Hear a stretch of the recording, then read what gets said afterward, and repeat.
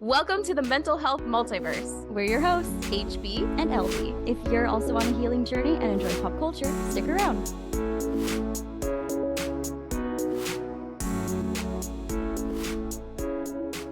Hello, friends. Welcome back to another episode of MHM. If you are hearing this episode, that means everything went well and we did not have any tech issues.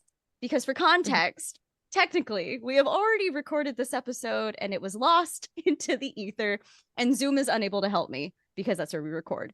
Zoom, if you're listening to this, I don't know.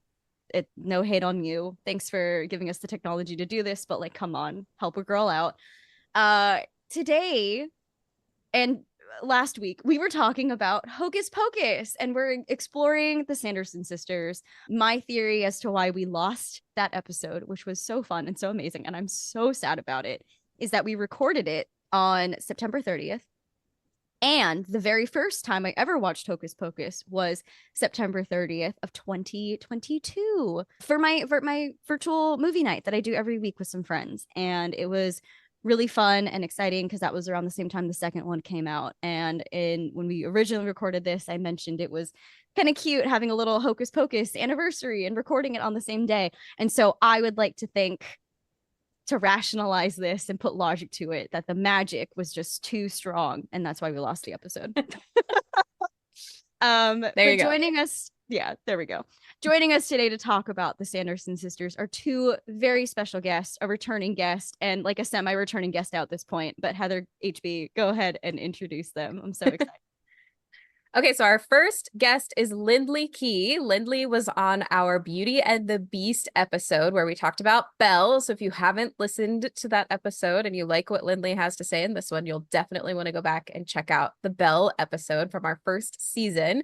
Lindley is a New York-based actress, a content creator, and award-winning cosplayer. She's a company member of the comedy troupe A Drinking Game NYC, which is one of the reasons that I asked her to be on this episode, because she has played not one, but two different Sanderson sisters on the stage for A Drinking Game. So we will talk about that later.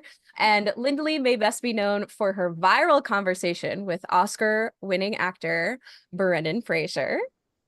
Shucks, ma'am. That's all you need to know about that. I still want that on a t-shirt. So cute. I'm gonna make it for you. Someone T-shirt required. Yeah. Yeah. And our second guest is Kelsey Lane Davidson. Kelsey is a strength and conditioning coach and holds numerous certifications and specialties in the fitness industry. She has been coaching and training clients for over 12 years in corporate, private, and collegiate settings. She coaches her clients on proper body movement and teaches them how to create healthier lives for themselves in her company, Kelsey Lane Fitness LLC. Further, she provides fitness coaching and consulting for nutrition professionals and their coaching programs. Her passion for educating her clients led her to hosting her own podcast, Be Unapologetically You Radio. And LB and I have been on that podcast. We did an episode together very recently, and then I was also on it many moons ago before I knew who LB was. And so Kelsey also shares daily tips and videos on her Instagram. When she's not working, you will find her hunting down all the good coffee shops, reading and hanging with her dogs, traveling, acting, and producing. Kelsey quite literally does it all. So there we go. Hey. We have two wonderful guests, Kelsey and Lindley. Powerhouses, girl bossing. I love it. Yes. Thank you both for being here again. And Absolutely. I loved our first conversation, but I have a feeling I'm gonna love this one just as much, if not more. So I'm really excited to kind of dive into it. I guess before we do, we mentioned Lindley has already done a synopsis. So Kelsey, I'm gonna throw it over to you. Do you mind giving us a synopsis of Hocus Pocus that came out July 16th, 1993? Absolutely. So Hocus Pocus is about Salem. And at this point in time where the movie starts, we are seeing a brother and sister appear. And the sister is being lured by the Sanderson sisters off to the Forbidden Wood. And her brother is notifying the town the witches are active and then chasing her down. So Emily is being used by the Sanderson sisters to keep them young and beautiful and help them live forever. And Thackeray is trying to thwart their plans. At this point in the story, he fails, and as punishment, he is turned into a cat, and he is sent to guard the cottage of the witches for eternity until the curse is broken, because after they turned him into a cat, the witches were caught, they figured out Emily had passed away, and the witches were hanged at this point in time in the story. Fast forward to modern times, somebody hears about the curse of the Sanderson sisters and decides to see if it's actually true, and here we go. The Sanderson sisters come back because a virgin lit the candle. Because somebody didn't know if it was real or not. Airhead virgin. And so as we go through the story, we have this group of teenagers that are trying to survive the night, while the Sanderson sisters are also trying to survive the night to live forever, because the curse only keeps them alive to the following sunrise. So the three protagonists are going through the night, trying to thwart their plans, trying to stay alive. We get almost halfway through the movie, and we think the Sanders sisters are, poof, be gone. Well, come to find out, they're pretty invincible till sunrise. And so we have another like mad dash to the end and survive. There's some other characters we'll dive into. But in the end, the witches are thwarted in their plans and go poof into dust. And the brother and sister are reunited. Yep. Are reunited. Their souls are reunited. And the ones in the current time period are understanding how important it is to have each other through turmoil and into non-turmoilous times. So I left out a few details, but we will dive in a few details as we go on. Nothing like trauma bonding to bring siblings together. I feel like you have trauma regardless of your upbringing, but I think Sanderson sister trauma would be a different level. Yeah. So like I mentioned, I saw the movie for the first time in my weekly movie night on September 30th, 2022. What were some of your guys' first experiences with the movie, or just experiences in general? Like, what does this movie mean to you? What do you like about it, etc.? For me, Hocus Pocus is the Halloween tradition. It has been since I was a kid, and it continues to be now as an adult. It would be you go, you trick or treat, you get into costume, you get your candy, you come home, you turn on the Disney Channel, and Hocus Pocus is on. And so that was always the after trick or treat viewing. And then as an adult, going to and then getting to be in it, going to see a Drinking Game NYC present Hocus Pocus as an adult became another form of Halloween tradition around this movie. And I think it's amazing that it has stood the test of time. So it works watching it as a kid, and it works watching it as an adult. I agree. I grew up on the movie as well.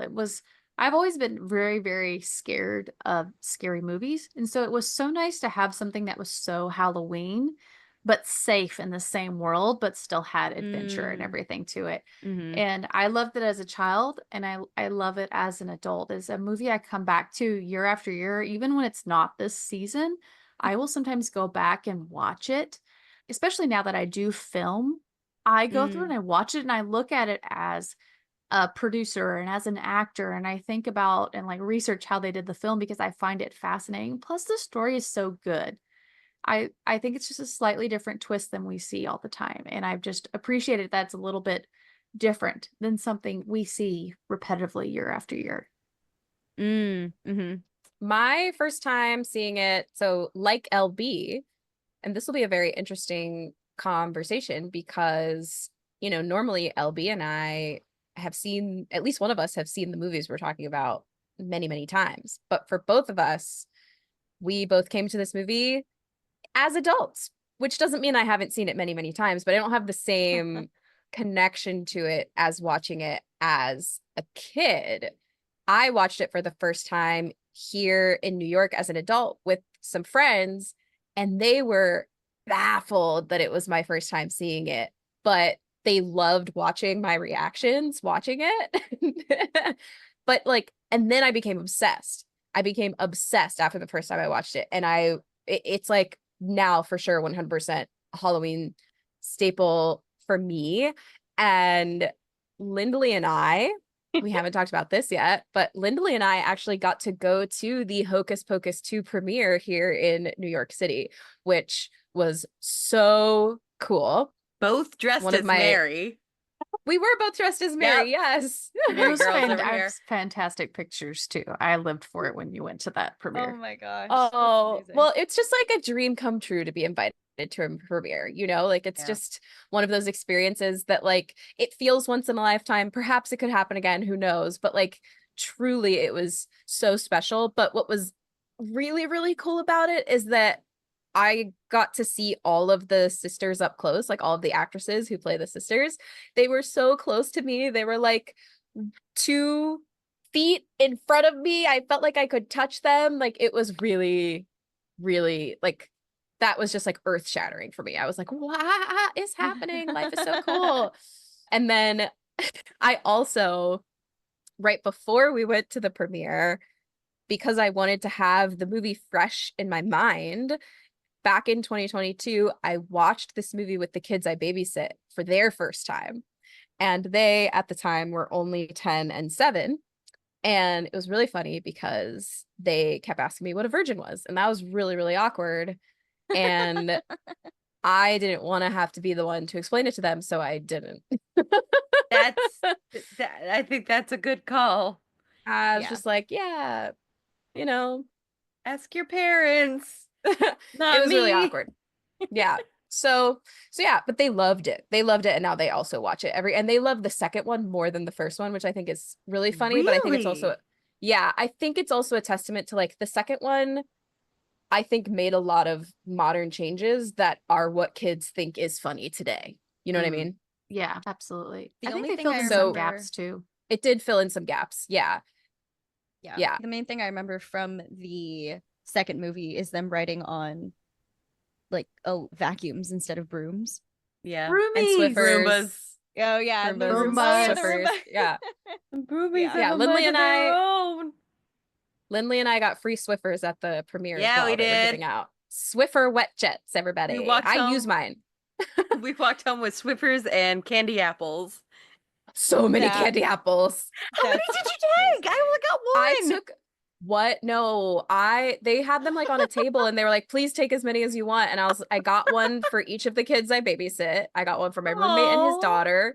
I got one for myself and probably another one I probably left with like 8, I think. But yeah, I think they were trying to get rid of them. Amazing. Yeah. just take them. That In is fact, amazing. since we had our first conversation about this, I've been craving candy apples. And when I went to the store over the weekend, I bought candy apples. So I have some in my kitchen. Yeah. Nice. Fantastic. Very yeah, nice. Very Fantastic. nice.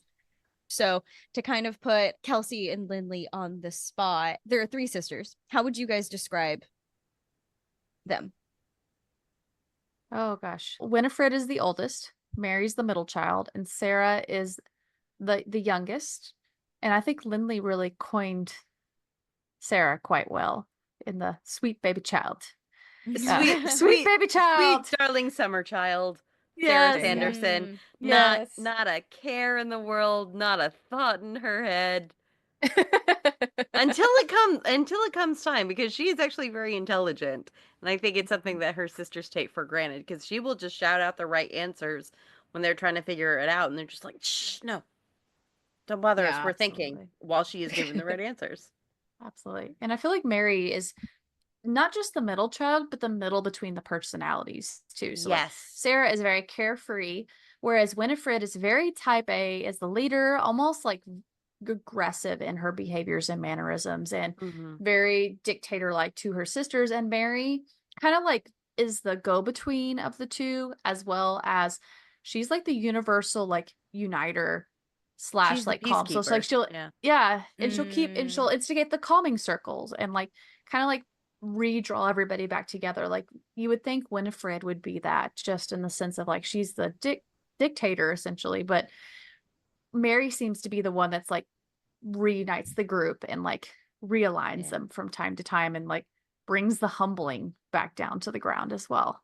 Mary is the underestimated glue that holds the Sanderson sisters together. Because I feel like as far as like the popularity of the Sanderson sisters, Mary is kind of like number 3. It goes like Winifred, Sarah, Mary. But really Mary's that the underdog that really holds it all together, which is funny because she often acts like a dog. Yes. Ruff, ruff. It's so interesting that she has these like dog-like qualities, quote unquote, where she is Mhm. barking at people, but then the hero or on the good side is a black cat, Mr. Mhm. Binks. And I Yes. love it. I talk a lot about Thackeray. and Thackeray Binks. I talk a lot about anti-cat propaganda on this podcast, and so it's really nice to have a movie about Halloween, about villains, where it's kind of flipped and the cat is the good guy. The black cat. The black cat. Also, it is Mhm. spooky season. Please take care of your black cats. They get adopted this season for nefarious purposes sometimes, and it's not fair to them and it's very cruel. So, if you have the capacity to do so, please adopt a black cat. If you own one, please keep them safe, love them, cherish them. Thank you for coming to my TED Talk. Yeah, Lindley, I have a absolutely. question for you. I've had the privilege of seeing you on stage as both Mary and Winifred, which is really cool. So having played them, did you get any insight into how they work? And can you share sort of that with us? Oh gosh. So it's very different playing because they are very opposite of each other. Winifred is very much, she's large, she's in charge, very short-tempered as well, as I come to know, and just all of the drama. Winifred Sanderson is camp. So it was fun to play that confident side, like the leader character, but also someone who she knows that she's big stuff. But Mary, she's just so loyal and she's just down to just be helpful. She's down to, lighten the mood. I to be honest, I think I had a lot of fun playing Mary the most. I love playing Winifred, but Mary was just a fun time because you got to get really crazy with it, but have these little like wholesome moments as well. So that they're very two different characters, but both so fun to play. And I got to sing and dance with both of them, and I love it so much. That's so That's fun. amazing. Oh, Yeah. yay. I love that they're like this spectrum though, because They are. you can like relate to each piece of them in your own way. I always tell my clients when we do a lot of things in fitness, we refer to a lot of things as dimmer switches. You always have access to them. It's just which dimmer switch is higher at that Mhm. moment. And I feel like that's true for the Sanderson sisters. You can see yourself in each of them. It's just which sister the dimmer switch is a little bit higher in that you can kind of relate to in that Yeah. piece. Mhm. And but I love that they are so diverse, but also like you can see yourself in them and their behaviors and their choices too. Yeah. Just because they're bad doesn't mean you can't relate to why they're making their choices. And well, let's back that up.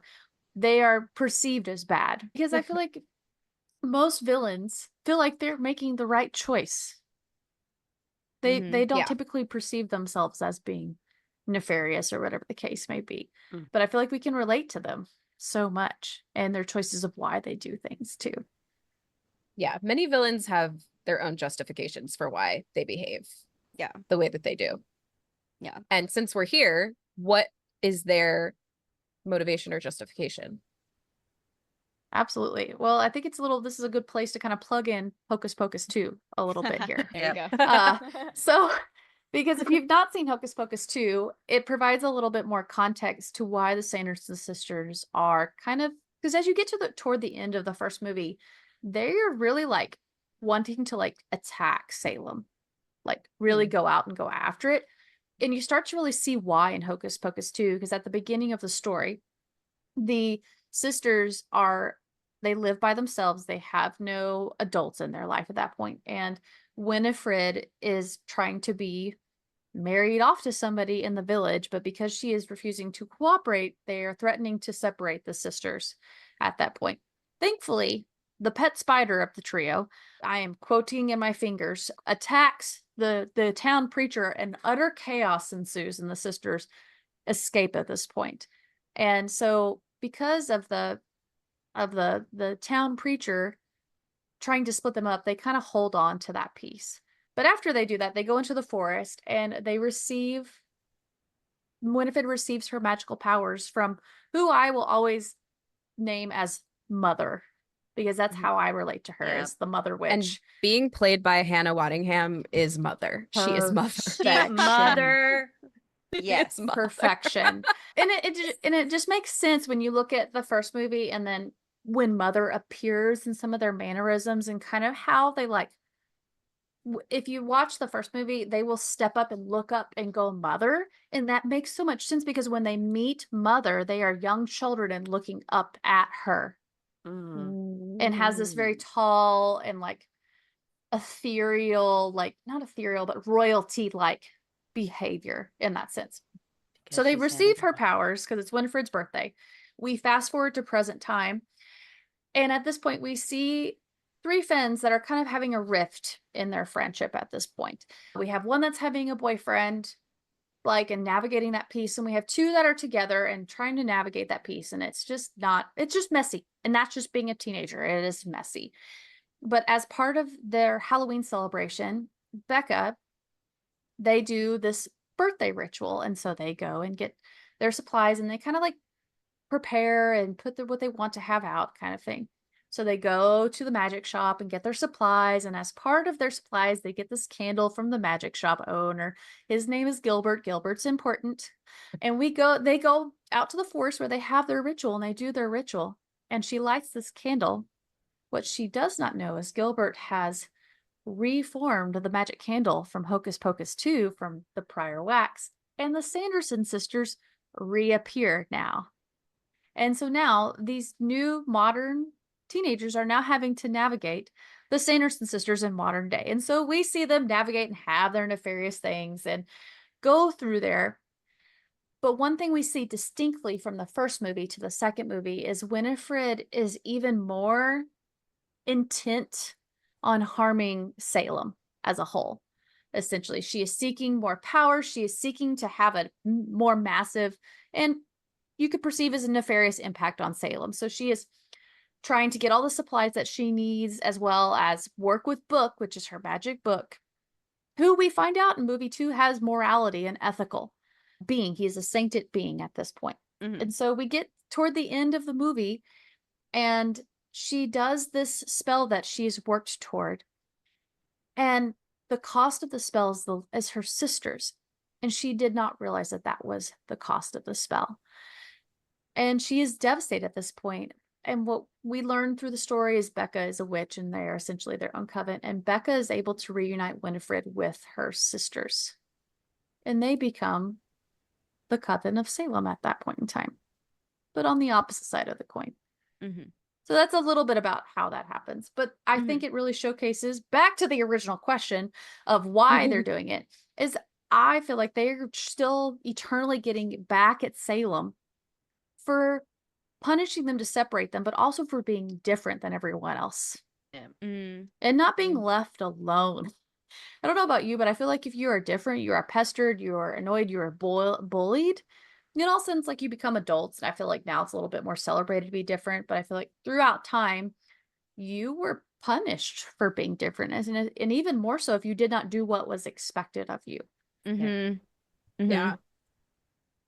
I mean, there's certainly a societal expectation for women specifically to behave a certain way. And especially as you go into the second movie and talking about, like, Winifred was basically the mother figure for her two sisters. And because she is now the quote unquote like matriarch of the family, she needs to be married off so that she has any sort of rights. Because back in, gosh, when was that? 1600s? 1653 is when the first movie was stationed. Yeah. So 1653, like, a woman was nothing if she was not married. Right. And she didn't want to be part of that. She didn't want to have to conform to that. She was like, I can take care of my sisters on my own. I don't need a man to help me do that. And was persecuted for it, basically. Yeah. as someone who's also watching Agatha All Along right now, which we do not have to go on a tangent about how wonderful that show is because it's really good. I'm really liking it so far. Good. Yeah. As we're recording, it's only 4 episodes in as we're recording. So when you listen to this, there will be many more episodes out. But as we're recording, it's only 4 episodes in, and I'm just really enjoying the sort of like bringing together of a coven and the way that women are seen as powerful. And if you are a woman who has too much power, that is when society tries to bring you down. Mm-hmm.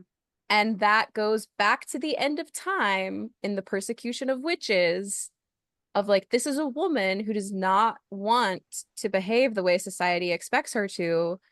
We are going to justify killing her by It's calling her a true. witch. Mm-hmm. Yeah, the trials, the Essentially, witch trials.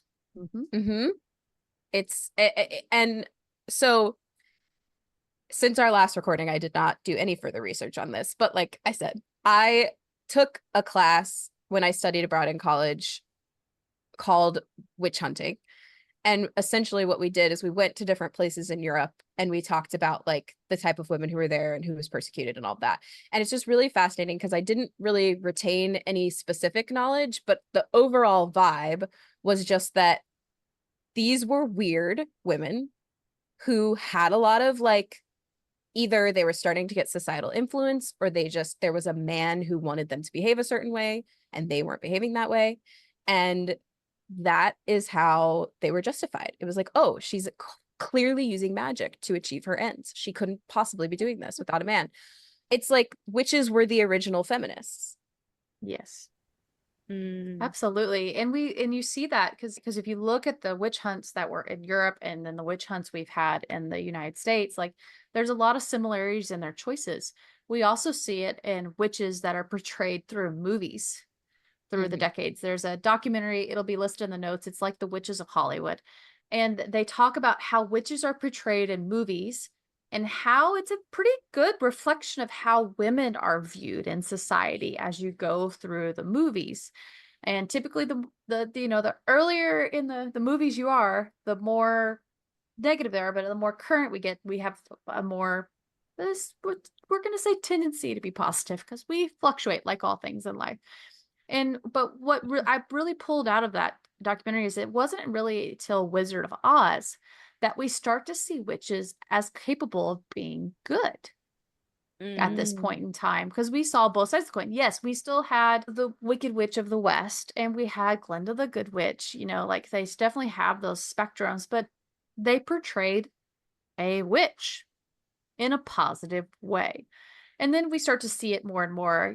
Hocus Pocus is a good example, and Hocus Pocus 2 as well, and a few of those other movies that we all grew up in. TV shows like Bewitched and those type, and Sabrina the Teenage Witch. We start to really see positivity as we enter modern, and it reflects what the expectations of society are too of women, and like you said, the cultural expectations, for sure. Yeah, I also think it's interesting that witches, like if I told you to picture a witch, right, automatically you're like green, big nose, da da da da. Like there's something about like the term witch where we automatically have some sort of cartoon picturesque. It's just like what has been presented to us as witch. But we have so many, like there are now so many different, all of the witches that you just mentioned, and we've got, with Agatha all along, and there are like a witch being a magical woman is not, Strega Nona, even though, and if you've never read Strega Nona, my gosh, it's a fantastic book. That's the little like grandma. Yeah, right? She's like a little old lady. Yeah, and she just makes all the spaghetti. Yeah, so Yes. in like or old Baba fairy Yaga, tales, right? Yeah, Baba Yaga, and I think like Hansel and Gretel, like all of these witches that are out to like hurt children specifically, or like cast a spell on Snow White's another one too. Snow White, that queen was technically a witch. Right? Yeah, I can't remember her name. The lore around that is that Snow White's evil queen, like queen, is actually who turns into Tangled Mother Gothel. There's some like lore around that being her being the witch essentially around there. Yeah, there's some Canon. weird like that. lure around that. So there's some interesting things around that. That's for another time. Oh, One my other just- thing. mind. I You're breaking. was gonna Yeah, say I Lindley do. needs a second. Yeah, Lindley you needs a don't- minute. Well, I'll I- let Lindley process for a second for sure. The other thing I wanted to add about the Witches of Hollywood that I found, this is not something they talked about, but something I really appreciated as we've entered more modern era. I've really appreciated that the witches were not always white women, Mm. that we saw more diversity. Like, Yeah. Yeah. do not get me wrong. I like seeing people that look like myself. I would not be human if I did not admit that. But I value so much seeing people from different backgrounds and ages Yeah. portrayed in film and movies and things. And I love that we're seeing older women and older witches and different backgrounds and ethnicities. And like, I just Yeah. so Yeah. here for it. And it's so nice Yeah. because we can learn so much from each other, but we Yeah. cannot Yeah. learn in a darn tunnel. No. Well, Yeah. that's one thing is like witchcraft in some cultures, like if we're talking about the Hispanic, like brujas, right? Like that is Yes. just part of that. Like there is a specific subculture there of witchcraft, and there's just it does not, witchcraft does not have one look. It does not have one shape. It Mhm. does not have one place that it comes from. And in fact, a lot of elements of magic have been pulled from other cultures, and somehow a white woman became the face of it when really like, Yeah. why are we're Mhm. stealing this from other people and other cultures. Yeah, I think that's fascinating that they bring that up, and I do definitely want to watch that documentary. I will caveat by saying I have not seen it, Yes. but Okay. it does make me curious to watch. And also that like the older women that they're portraying as witch are not like quote unquote the ugly version, like they're No. Yes. for example, Patti LuPone and Agatha All Along, like Yeah. she's just herself. They're not aging her up. They're not making her nose bigger. They're not doing anything to change her. No. She's just Patti LuPone, Another Mhm. example I can think of, and I have thoughts on this series, but the American Horror Story, the season in New Orleans, it is very diverse, but it does have its problems. But it is, I feel, another step in the right direction of not seeing, witches as like the old hags. Like there are many different Mhm. ages, there are many different ethnicities, and it goes to different Mhm. types of magic as well. Yeah. Absolutely. And we're seeing the coven. And we're seeing a functioning coven. And when I say the word coven, I mean like female friendships and female relationships in positive manners. And Hmm. there's so much, especially as a child of the 90s, women were pretty perpetually pitted against each other, that there was clearly only one winner out of every competition or situation, when in reality a group could always win. Yep. There could be Yeah. more than one winter. And I've liked that about Hocus Pocus and the Sanderson sisters. Yes, Winifred is the leader, but she was taking the two with them and they were operating as a group. Same Yep. thing in Hocus Pocus too. Like, yes, Winifred had her moments and definitely kind of like it's all about me, but she still wanted her sisters to be a part of the story and what was going on in her life. And we saw them operate as a positive female friend group, as well as in Hocus Pocus 2, the the good witches essentially, and we see positive female relationships that are not pitted against each other. Yeah. And it's so wonderful to see that and the power of women in a group. Mm-hmm. For sure. Yeah. I did have thoughts and some questions for you guys about that. So Winifred is definitely the leader of the Sanderson sisters, but she does speak down to her sisters, Yes. sometimes in a very like sisterly manner, but then sometimes in the same way that, we've talked about Yzma talking down to Kronk, calling them fools and idiots and, and things like that. So I'm curious what your guys' thoughts are as far as like, yeah, she's the leader, and yes, she does say like we're all in this together and we're all going to be young and beautiful forever. But to me there were some moments where it felt like she was simply doing that to further her cause. Yeah. Mhm. Yeah, you Mhm. can definitely see that within the first movie when she does take that leader role, and even always being the one to insist that she drinks the potion first, she gets the first things. And you really see it at the end when our heroes have escaped and like Winifred is out for blood. She wants her revenge no matter what. But her sisters are be like, look, we have other children coming. We still have more potion. We can still win this. But ultimately, she overrides their decision. She doesn't listen to what they have to say. Mm-hmm. She overrides their decision and decides, no, I want this kid. I want my revenge. We're going after them, which ultimately leads to their downfall. If Winifred had really taken the time to listen to her sisters, Salem, the world would be theirs. For sure. We Yeah, it would have it's been a true. very different ending. No, but because and we can go into perhaps Winifred does feel entitled when you look at the sequel and how it's clear that she has had to care for her sisters her entire life. She might feel entitled to be like, no, I'm the oldest. I'm right. What I say goes. It's always been this way. It's not going to change now. Yeah, exactly. And we also see in the second movie where Sarah does stand up to her at one point. Mm-hmm. And they have that, and she's like, "You're not gonna call me that." And then, they have this like little moment, and then all of a sudden, Winter's like, "Blah blah blah," and Sarah's like, "Yes, okay, going to get it. I'm going to get it," kind of thing. She But I also tried. think yeah, she did try. But if you do notice from that point on, Winifred did adjust how she spoke to Sarah and Mary at that point in the movie, which is toward the end, I will say that. But you do see a small shift in that piece as well. Yeah. And sometimes I wonder if it's like a habitual situation, like she's done that way for so long that she hasn't quite realized that that is her pattern. And that's just For how they sure. operate. Yeah, like their autopilot that they've set up for themselves. Yeah. Yeah. I think I already know the answer to this, but along the same vein, what would be your encouragement to someone who might have a Winifred in their life who's kind of like disrespecting their boundaries, kind of asserts themselves first, things like that? I A loaded definitely, question. yeah, it is a really good question. Definitely, there's nothing wrong with speaking up and having your feelings heard.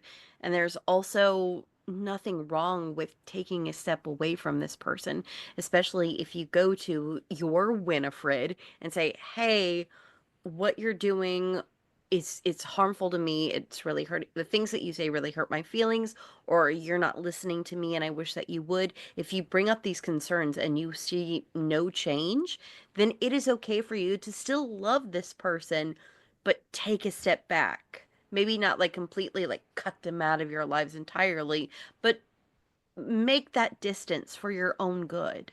I don't think there's anything wrong with that, even if they Absolutely. are family. Yeah. You can't have anything you don't ask for. Mm. And that's Yep. verbally through actions or whichever the case may be. Yeah. I think the other thing I would add is if it's a pattern in your life, like you're consistently in this place, it's time to reevaluate yourself because there's a common denominator there. And this is not for domestic violence or any of those situations where you are in a negative. I'm talking about things that you have more control over.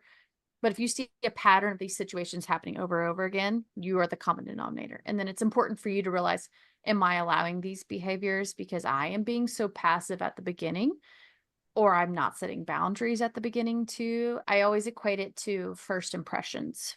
Mm-hmm. It's hard to get a first impression back from somebody. It's also hard to have somebody treat you different because it's similar as you've set that standard Yeah. from the beginning too. Doesn't mean it Yeah. cannot change. Like Lindley makes a very good point, but also like it's important to be intentional how you, what you allow in your space as well. Mm-hmm. When you mentioned how the way Winifred kind of reverts back to being like, talking down to Sarah, even after Sarah's like, hey, don't talk to me like that. Mm-hmm. It can be habitual. And so when you are Yes. establishing boundaries, that person on the receiving end might not respect it or take it well simply because you're showing up in the relationship differently than before. Correct. Their inability to change on the spot or immediately does not necessarily make them a toxic person, as to what Lindley and what Kelsey, what you're saying. But I do agree that if it continues to happen and there is a pattern and there is no change, perhaps then space is required and necessary. in those kinds of situations, would you recommend there being another conversation, or do you think distance in and of itself is enough? Depends on the person. Yeah. It always true. depends on the person, the situation. It Very really nuanced does. question. Yeah, there are situations where it is so much easier to rip the Band-Aid off and walk away and revisit later. And there's sometimes that you can see somebody who's actively trying, but they're not quite catching everything, or they're getting one piece but not the other piece kind of thing. Yeah. And so Mhm. like you just kind of have to like read the room and read your gut. Like we Yeah. have intuition for a reason. And I feel like a lot of times we do not listen to that.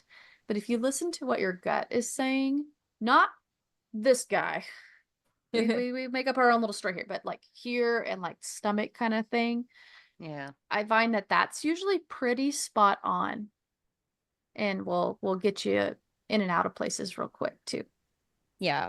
I think HB and I, as recovering people pleasers, it's been a little bit of a journey for us to identify what's intuition, what's anxiety, and really Yes. finding our own voice, because, you know, I feel like just like Mary and Sarah, they don't want to cause want to Yes. cause conflict. They don't want to confront and stir the pot and make Winifred unhappy, because they kind of have to rely on her, even though they are a unit. I guess you could possibly say that there's a little bit of codependency happening in their relationship, but I think there's a little bit of fear around survival, right? Like they literally need each other to survive. Mhm. And so what Yeah. happens if they cause a rift, you know, things like that. But I do think it's important, family or not, to, like you said, be very vocal about your feelings, your needs, and your wants. And I think in along the same vein, accepting that there might not be change. We can hope and want for that change,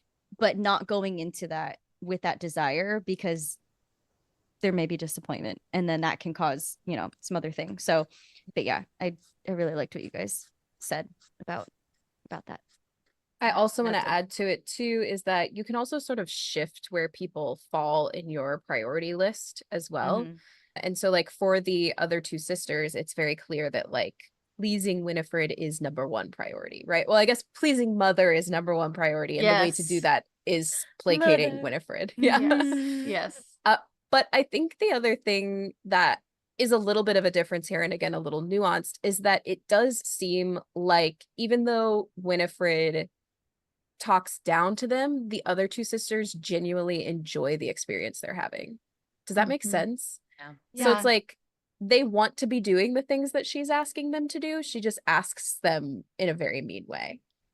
Agreed. Yeah. Yeah. They're like very happy to do the thing. It's just that she's mean about the way that she asks, right? Absolutely.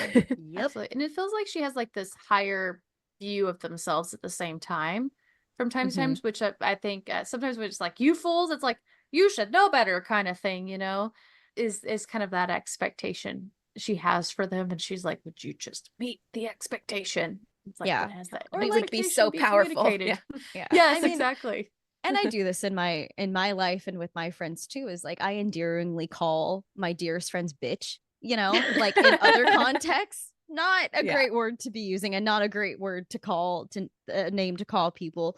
But there are some moments where I'm like, bitch, get it together. Come on. Like, Mhm. Yeah. girl, Absolutely. use brain cell.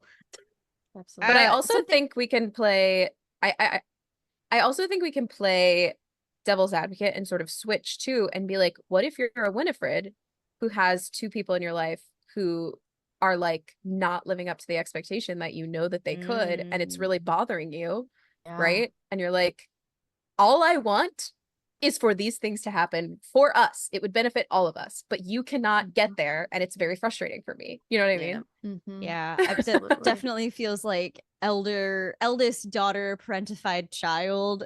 Oh, stuff, hands down, you know. man. Yes, Yeah, hands down. But I then we get that. see that like toward the end of Hocus Pocus 2, like her like desire to be with her sisters, and that love that she shares when she was separated from them, she realized what she had done, and Mhm. that instead of keeping the power, she would rather be with her sisters, and she just needed that perspective at the same time. You know, Mhm. the I reminder think that that's we a all need from yeah. time to Yeah. time. I think that's a through line that both you and HB pointed out when we originally recorded this, is the theme of like taking family or taking people for granted in general, right? Like Binks says something very similar to Max and Danny, that like when she's gone, you're gonna miss her. So because they, you know, they've been fighting, and Danny is inadvertently embarrassing her older brother with these cool kids. What are their He's a names? little leaguer. Yeah, that's the best. With ice Pants are the and tights are no deal. Yes, Pants yeah. are no deal. yeah. I do love their exactly. relationship. It's very sweet. I think HB, to your point and to your question about like seeing the potential in other people, I think again, just accepting that like we can't control other people. I think sometimes when we have that desire to help other people reach their potential, it's because we're uncomfortable, because like maybe that was pushed onto us as far as like, but you know, you have the standard to reach, these expectations to reach. And so there could be, at least in my experience, that cycle of like fear, as far as if I don't meet these standards, if I don't meet these expectations, something bad is going to happen to me. And because I love and care about my friends so much, I don't want that to happen to them. So a lot of it can be rooted in love and care for someone. But I think also you kind of have to let them make their own choices. And we've talked about this a lot in other episodes, as far as like, if we are constantly making the choices for other people, they don't get to learn and like make mistakes. I think, I forget which episode specifically, we talked a lot about perfectionism, as far as like making sure you're always making the right choice and not messing up and not making a mistake. But that's how we learn and that's how we grow. And so I think any kind of parent might relate to this too, as far as like wanting their child to always succeed, but in doing so, they don't learn how to rebound from those mistakes, how to take a second, recover, and blah blah blah blah blah. Where I was going with that. I feel like Book like kind of did that a little bit too, because like Book would, you know, Book in the first is like a partner in crime, essentially. Like she, I don't know. I'm gonna affectionately call it a she. I don't know. That's just what we're sticking with today. It's an it. Anywho, Book like is the partner in crime for them to be able to do their things. But we start to see in like the second movie, Book is like disagreeing. And as we go through the movie, we can see like Books, like Winifred will like open the book and Book will shut. And open the book and like Book is like disagreeing with those actions. And like you're saying, like trying to parentify, or will like open the book to like the warning page and she like skips the page kind of thing. So like you're saying, like Book is desperately trying to like change the decision, like you said, like desperately, when that was the decision that mother encouraged them never to do at that point in time. So it's interesting that Book is almost trying to like persuade a choice at that point in time. Yeah. I think there's a difference between in warning someone, encouraging someone to make certain choices, but accepting that it's their life and their choice. And either, and this is like a conversation I had with my best friend, as far as like, I trust that she, whatever choice she makes, she can handle whatever comes next. But I can't like make a decision for her. I'm not going to tell her what's best for her, because even though she's my bestest friend in the whole wide world, it's not my life, you know? Yeah. Well, I think some issue that I run into sometimes is when people don't do something the way that I would have. You know what I mean? And I think that's something to really let go of too, is like, oh, wow, that's really not how I would have handled this. But they are not me. And that's something I need to sort of let go of. But also, I've had people project that onto me and really judge me for the way that I have lived or made decisions or whatever. And it's like being judged for the things that I'm doing or the way that I'm living my life. And just because I'm doing it differently than maybe you would, doesn't mean I'm doing it wrong, just means I'm doing it differently. And I think that's I think it's something that we all need to learn as humans, is that like people fundamentally function different than we do. And we can't expect people to behave the same way that we would in any given situation. I do think that's really something true. I see in Winifred a lot, is like her wanting her sisters to be on the same page and just be her, basically. But it sounds like by the second movie she's realized like they are their own unique individual person who has their own choices and perceptions about themselves and the world and their expectations as far as like who they are as a unit, as a coven, and as sisters. And that kind of leads me to my next question as far as like redemption and change. Because this is one of those movies where the fate worse than death actually happens to the hero, Mr. Thackeray Binks. Thackeray Binks. Thackeray Binks, whose accent falters in and out throughout the entire movie, but that's okay. He tries. He tries so hard. He tried. Was he the same voice actor as Kovu from Lion King 2? No, I think. Oh, okay. Hold on. I can IMDb this really quickly. But the Yes. grown Yeah. version of Thackeray Binks is on CIS. Oh. Mhm. Yeah, he plays Long Interesting. Gibbs. So, Huh. but also I noticed the accent, but I always think about how did that change as we go through from the time period and then to current time period and like being Yeah. exposed to more things too. Also, Mhm. he was a young child at that point in time too. Oh my God, the trauma. Yeah. So Yeah. like He's to been that through it. voice actor, Mm. him having to voice and all of that too. So I was like, I always kind of think about those things. Yeah. And in he that was alive piece. for how many centuries? So your accent's It not was going to be the 300 same years. And Yeah, how you're- lonely that had to be. Exactly. And how lonely it must have been, or how lonely it might be for Allison, Max, and Danny, Mhm. because no one's gonna believe that they defeated the forces of evil one Halloween night. Exactly. You know, that's kind of something they can do together. And poor Danny. Danny was going through it. She was so young. She promised Mhm. Binks that she and her lineage would take care of him forever, and then he dies in front of her. In front. It's traumatizing. So It is. traumatic. It is. Yeah. I remember watching that for the first time, and I just like grabbed my cat and I held her really close, and I was like, well, and then I grabbed her Mhm. brother too, and I was just holding them both against my face, and I was like, Yeah. I'm never letting you guys go. So can confirm that the cat voice actor is different from like the human actor for Actor. Thackeray. Yeah. But Mhm. the voice actor is I want to say James Marsden, Jason Marsden, who people might also know as Max Goof from the Goofy movie. That's right. Mm. Nice. Which fits the time frame when you think about what came out during that time too. Yeah. Yeah. Yeah, they both came out around the same time. That makes sense. Yeah. But I Uh, was like at peace when Thackeray did pass and like reunited with his sister, like, and then like their souls were at rest. I am always that person, like I don't care what the ending is, I need an ending kind of person. So like it was nice to have that. I think it bow was a tie good kind of ending. piece. For Yeah. I sure. agree. Yeah. Like I think it's bittersweet, but being Absolutely. reunited with his sister is the ending that Mhm. he deserves. But as far Mhm. as like redemption and change, do you see any moments for the Sanderson sisters as a whole, or because we've just been kind of identifying Winifred as like the main Mhm. sister / villain, any chances of redemption for her or change? And if not, what could she do or have done? Not try to murder children. Yeah, a good that's one. the first one. That would be the first one I would That's too. that's kind of an important one.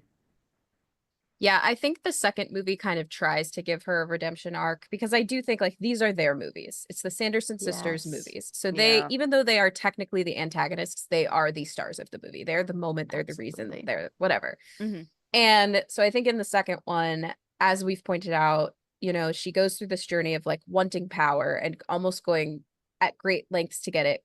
The great lengths being losing her sisters.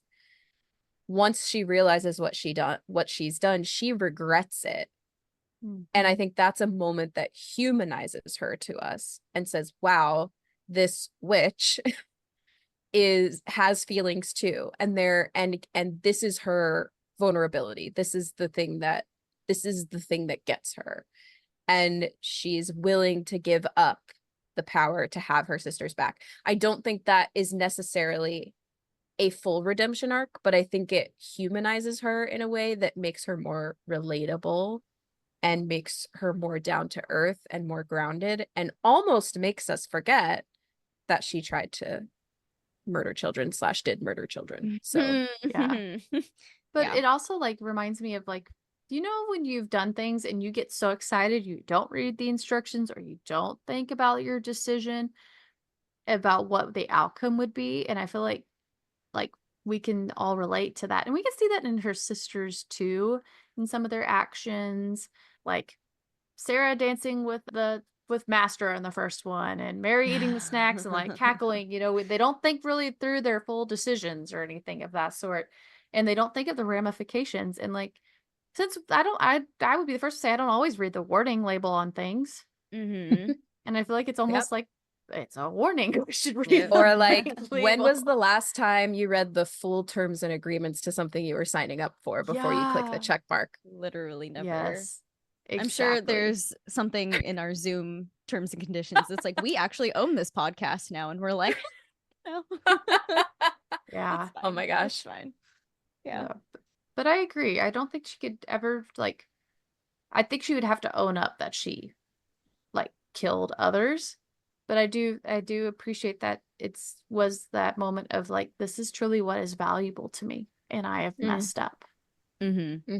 and Admitting can you were help wrong. me, and then asking for help on top of that. Yeah. 100%. Yeah, I definitely agree. I know that we were talking a lot about Winifred, sort of if we had someone in our life like that. And I think a good example in the movie of someone who had been manipulated by Winifred, but then decided to stand against her is Billy. We haven't talked about Billy Yes. Butcherson at all yet this Oh, episode. And I just think Billy. that Billy is a great example of like, Winifred thought, I have this wrapped around my finger. He will do anything I tell him to do. And really, he was just trying to open his mouth so that he could The talk back to entire her. time. Yeah, the whole time. He's like, I just want to be able to tell you that I am no longer your puppet and you could go screw yourself. Like, I agree. I still think he's chasing the kids the whole time to help the warn kids. 'em, I yeah. don't think he's never been nefarious the whole time. And I feel like that was Mhm. proven in the second movie, because we see Billy at the very beginning of the movie when the sisters are trying to be separated, and he's like, nope, no, thank you. I don't want anything to do with you. And it's nice. So it's like we get redemption for Billy. Absolutely. Yeah. And now he gets to go to sleep and sleep peacefully. Good for Billy. Sweet. Good for Billy. Justice that- for Billy was achieved. Billy, makes and that just- glorious actor. Doug glorious actor. Jones. Doug Ugh. Jones, who, once again, I saw at the Hocus Pocus 2 premiere. I walked right by him. He is a very long man. He is tall. He's tall boy. He is like so spindly. And if they ever make a live action adaptation of Nightmare Before Christmas, which they probably won't because that would be very hard, but I would love for him to play Jack Skellington because he's just got the limbs for it. He's so Yes. long. That's how I feel with him in the Phantom of the Opera. Like, he is built to be LaRue accurate Phantom, and I need it in my life. Mhm. Yeah. I mean, And I he's love played that each so of- many iconic characters too. Yeah. Yes. From Pan's Labyrinth. Mhm. He's the And they were amphibian each in their Shape of own. Water. And yeah, so good. Yeah. And I like that each of those were very different. Yeah. You know how some actors, you can see their through line through all their roles, and I've always loved his work is that they were distinct. Yeah. Each piece was distinct. Yeah, like if between you didn't know mannerisms it and was word him, choices. You yes, wouldn't know. you would never guess it. Yes, never. yeah. Never guess it. So good. Before we wrap up, do you guys have any favorite quotes? Do you have a favorite sister of the three? I mean, considering both HB and Lindley dressed up as Mary is like, Well, I identified with Mary just as a plus size brown haired woman. I think that I kind of had no choice but to identify with her in a way. It was just like, wow, yeah, this is the like main antagonist of a movie, and she kind of looks like me. And so I always naturally gravitated towards her. I would say though, personality wise, I'm more of a Winifred. So there's that. What about you two? Personality wise, I feel like I'm definitely a Mary, and I love Mary. After playing Mary, I fell more and more in love with her. Like, yes, this is my favorite Sanderson sister. As far as quotes, here's the thing, there's so many iconic ones, There are. Yeah. but I feel just like the "Oh, look, another glorious morning" makes me sick because tomorrow is good. Monday, and that's exactly how I feel. Oh, yes. Oh man, that's such a good point. I really liked the go to hell. Oh, I've been there and I found it quite lovely, actually. Yeah. Thank Yes. you. Yes. Yes. I couldn't remember mine in general, so I looked up real quick. It says, we must find the book, brew the potion, suck the lives out of the children of Salem before sunrise, otherwise it's curtains. That's a good one too. And I love Such a that dramatic it was like actress. A, B, C, 3, Yeah. or outcome. And I've just always liked that. And the delivery too. Or it must have been an imp. Like at that other point, just like this, the sound over there. Yeah. Because I really appreciate it with the combination of like the old sayings, like from that time period, and the modern. Like I Yeah. appreciated that like blending of the It was language. a really 'cause good blend. Yeah. Because I Mhm. think one of the critiques we had with Raya and the Last Dragon was that they're in a very certain time period, but Sisu is using very modern idioms and language, and it like Yeah. really took us out of it. But this one I think is done really well. Who's your That favorite, would LB? take me in the morning. Yeah. I don't know. I kind of like all of them for different reasons. Like Lindley, you said about Sarah, not a thought in her head, no thoughts, all vibes. She's really sweet, and I think I relate to her in like a very silly, goofy manner because I can be very similar, but also Mary being the peacekeeper, and then Winifred being just like the parentified eldest daughter of just like, okay, I'm in charge because one, I'm choosing to be, but also because I kind of had to be, and very ambitious, very witty, very, I don't know, she's just hilarious. All of them are great. So in a Yeah. typical LB Libra fashion, I can't choose just one. Oh dear. Oh, I- dear. as Guilty someone- is charged. you- Same. You saying that though, Actually, go ahead. you saying that though reminded me of like when I was younger, I used to be called Bossy all the time, and I'm thinking that's why I'm like gravitate towards Winifred. It's like I can show you Bossy. Yeah. If you think I'm bossy, I can put you somewhere. Like Hold on Like, to I your would- brooms, witches. yeah, Yep. it was quite literally like I was always called Bossy as a kid. Like all my cousins were like, Heather's the bossy one. Okay, well here we are. Somebody's Yeah. got to make a decision because I don't know about you. I need snacks. I need water. I need a nap. And Someone nobody's going to has to. decide. I am going to make the decisions. I can Ain't make gonna be decisions for me. other people, not myself. Exactly. Well, I can make Yep. decisions for myself and others. No There problem. you go. So There you go. That's a true leader right there. I'm Yeah. with you. Yeah. Don't make me decide. We're all Libras. anything. That's us though. We're all I'm not though. I'm not. I No, am very Virgo. So you, I am so so that makes type sense. to make the Virgo. decisions. That Yes, makes sense. I am yeah, decider. you would be our leader because as the other three of us being Libras, we could not help you. Help That's us. okay. That's okay. We're indecisive. That's okay. But I like pull for answers and stuff too. And it's And interesting. we 'cause, can like, give about you, that we can too. contribute. We just Yeah, can't make exactly. the final decision. But it's always That's like okay. if you Hard. want. If you want. Yeah. Yes. If that's what you Oh, think, that's if okay. that's what you Yeah. Oh, I can. There's no doubt about it. I can make a decision. I Except when love it comes that. to like picking a favorite witch in this movie. Like that is not possible.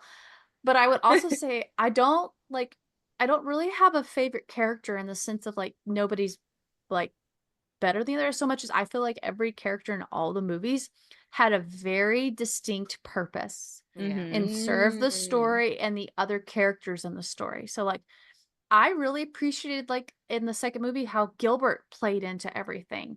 At the same time, like he gave an opportunity for like to show that he had curiosity in that piece, but couldn't do that. But it also was like Winifred's like we could see how devious she really could be to the level she could participate, as well as Gilbert having his own redemption at the end at the same part of the story too. And then like we talked about Billy, like I feel like every person in the story, and then of course Hocus Pocus 2, the village idiot. The poor guy. He's That such a poor himbo. guy. He is, but he has his own redemption moment too. Yep. And he was Mhm. open to change. And so, but I feel like just every piece was required. Mhm. Nobody was missing. I really wouldn't add anything either. I felt like every character and like was in there was purposeful and served the greater good of the story. The kind of greater thing, good. too. Yeah. Yeah. Yeah. I So- also think Even that Jay and Ice. They had a purpose. Agreed. they No, did they absolutely though. required. Yeah, they really did. I told you I'm going I to ice now. Just shaved on the I- back of his head. My favorite thing about these movies is that at the core of both of them is love. Yeah. And Yes. that's what I really, really appreciate. Like, even with the sisters, even as we were talking about Winifred talking down, they function as a unit. And I think that that unit essentially, especially with the way the second movie ends, is love. And in the first movie, we see Max, who kind of comes off as this like cocky, like, I'm new here, I'm gonna light this candle to see if these witches are real. Surprise, surprise, here you go. With his quote unquote annoying little sister and him trying to impress the girl. It's like, at the end of the day, they functioned, once the Sanderson sisters showed up, as a unit with love. And I think Yep. one of my favorite characters is Allison, because of the way she stepped up when the Sanderson sisters arrived and was so willing to protect Danny, who is just some 8-year-old girl she just met today, Mhm. but did so with her life and was like, I am protecting this child with my life. And I just think there's something really special about that kind of like care and love that goes into that. And then, Kelsey, as you were explaining the second movie, I haven't seen it in a while, but the three friends, even though things got messy, the core of their friend group, what brings them back together is love, you know? Yeah. It's so true. It is so true.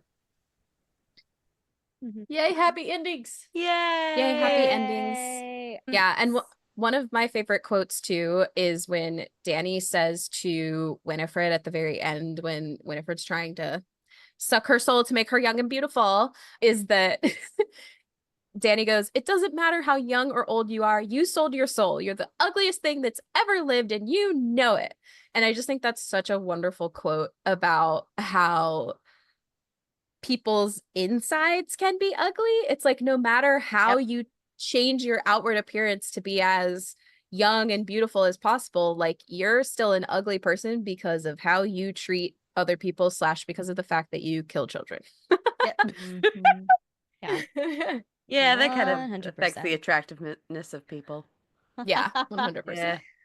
100%. So before we wrap up, would y'all like to let listeners know where they can find you, what projects you're working on, and anything of that nature? Lindley, I'll have you go first. Sure. So I mentioned a drinking. It's Sunday night. It's Yep. yeah. Brain. My brain stopped working. Mentioned a Drinking Game NYC. I am going to be a part of their Halloween double feature this year at the Bell House in Brooklyn and New York. I'm not going to be in Hocus Pocus this year, but I will be in Beetlejuice on October 25th. We are doing Hocus Pocus on Halloween night, October 31st. Please come out to both shows. There will be a costume contest on Halloween for Hocus Pocus, and it's going to be a fun time. You can find me at Little Lottie on Instagram. That's Lottie. Little Lottie Cosplay on TikTok. Con crunching right now. New York Comic Con's coming up. So, yeah, watch all the progress on those socials for that. First year going on a content creator badge. So, So happy for you. Ooh, That's so this is so exciting. fun. Ooh, Yay. yeah, but that's me. Yay. You can find me on Instagram at Kelsey Lane Fitness. I know it is fitness front, but I will talk all things nerdy. You can talk nerdy to me. We can talk all things movie and everything else. But some other things that I'm doing is, if you love film, I am an executive producer for a film festival here in Vegas called C47 Film Festival. And we focus on building community in film. And similar to what we talk about here, is bringing the community together for the greater good is what we work on, and showcasing those movies, an opportunity to network with people that you might not always get to network. And then more fitnessy things and also some laughs. And I am can give you some darn good coffee recommendations. So come find me on Instagram at Kelsey Lane Fitness, and I'm also on some other channels as well. Yay. And Being Apologetically You Radio. Yes. Yay. Gotta come listen to their episode. If it is out already or it should be out, I will make sure they have the links. You can have it in the description and come enjoy it. Yeah. Thank you guys so much for being here again. This Thanks for was having us. just as enjoyable as the first time, and I believe we touched on some different topics actually, Yeah. and some of the same. So thank you. Please give these wonderful ladies a follow, support them in all of their endeavors. They do so much and are amazing, and I'm just happy to have made the connection and be in their spaces. And yeah, thanks for listening to this episode. Okay. Bye, everyone. Poodles. Happy Halloween. Oh yeah. Woohoo! We did it. Yay! Thanks for tuning in to this episode of Mental Health Multiverse. You can follow us on TikTok and Instagram at mhm.thepodcast. And join our Patreon for as little as $3 for bonus and additional content. You can follow both of us on Instagram and TikTok, HB at Heather Bodie. And me, Marissa/LB at littleben_notbroken. If you enjoyed this episode, be sure to share it with a friend. Screenshot it and tag us on Instagram or leave us a rating or review. Thanks again, and we'll talk to you again soon.